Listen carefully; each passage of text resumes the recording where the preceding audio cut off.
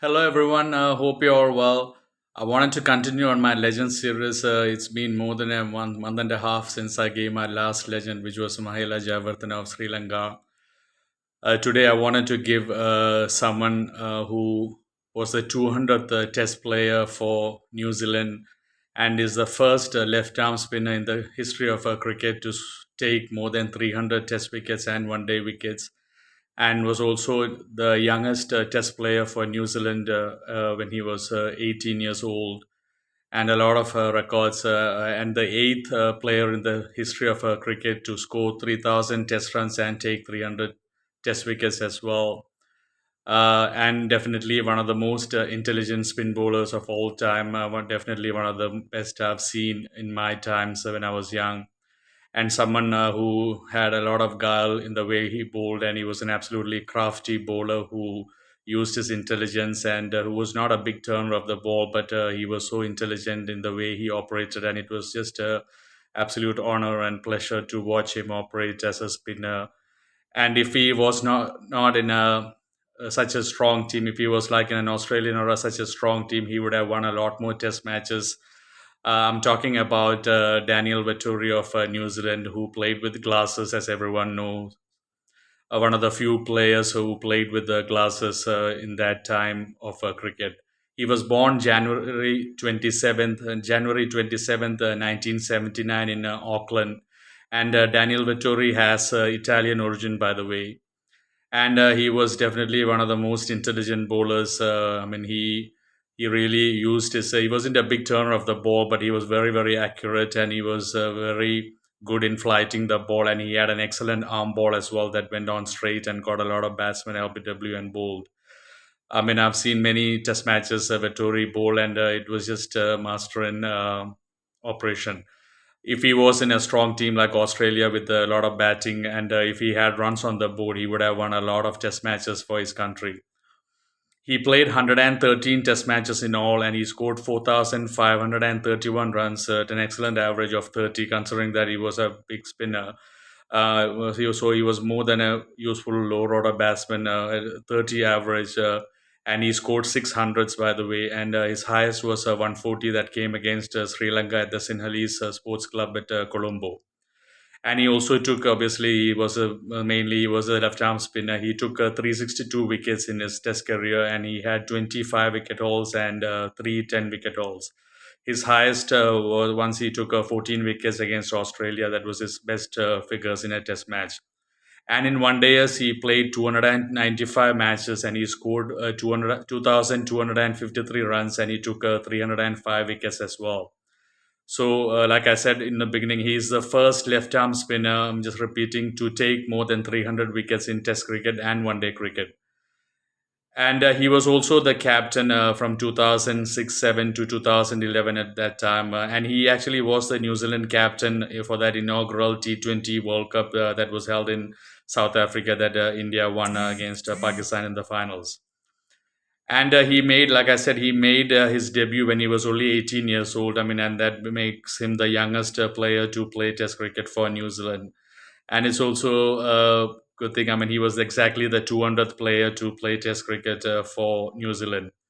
And he was extremely good lower order batsman towards the end. Initially, he did struggle a bit. It took him 47 Test matches to make his first 1,000 Test runs, but his second 1,000 runs came in only 22 Test matches, and his first 1,000 runs that came in 47 matches, the average was only just about 17. But the second 1,000 runs he scored was only in 22 Test matches, and his average was about 45.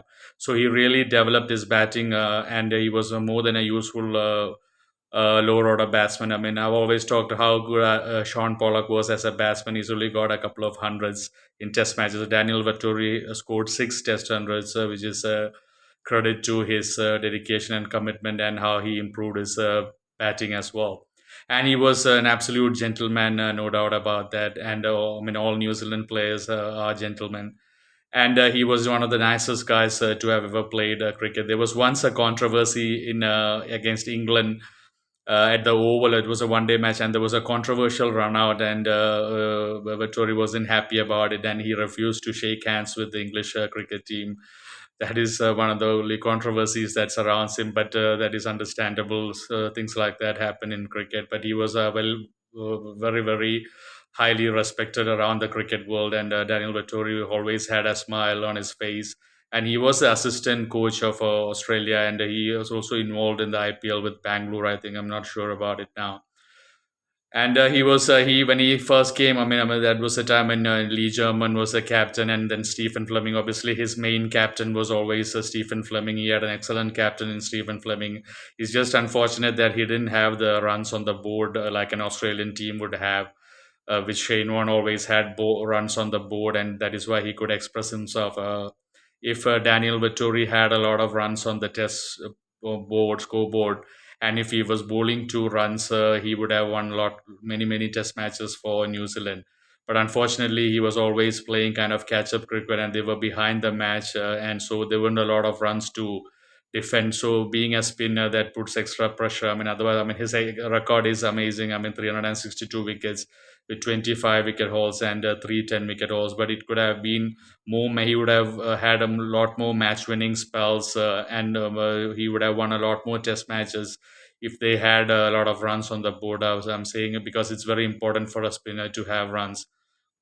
And like I said, there's a lot of records in his name, and he is the highest capped player for New Zealand in one day internationals. 295 matches. He has played more one dayers than any other New Zealand player, and even test matches. He was the highest capped player with 113. I think he's equal with Ross Taylor now. But Daniel Vettori is someone that made New Kiwi cricket proud. I mean, in the late 90s, early 2000s, Daniel Vettori was always a threat to the opposition. I mean, on a turning wicket, he was always very difficult to face because he, like I said initially, he really used to flight the ball excellent. He was one of the best exponents of the flights, I have to say. I mean, he was just brilliant with that. And he also, his accuracy was extremely accurate for a spinner, hardly bowled bad balls.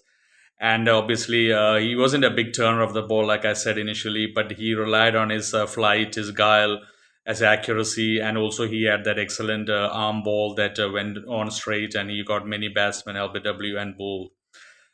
So that is my video for Daniel Vettori. And just one more thing. I mean, Daniel Vettori's first cousin David Hill has played rugby for the All Blacks team.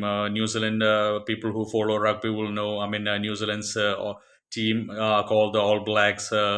And they are a very famous rugby team like South Africa Springboks as well. All Blacks were the powerhouse of rugby, and Daniel Vettori's cousin did play for the All Blacks as well. And I did mention in the beginning he has Italian origin.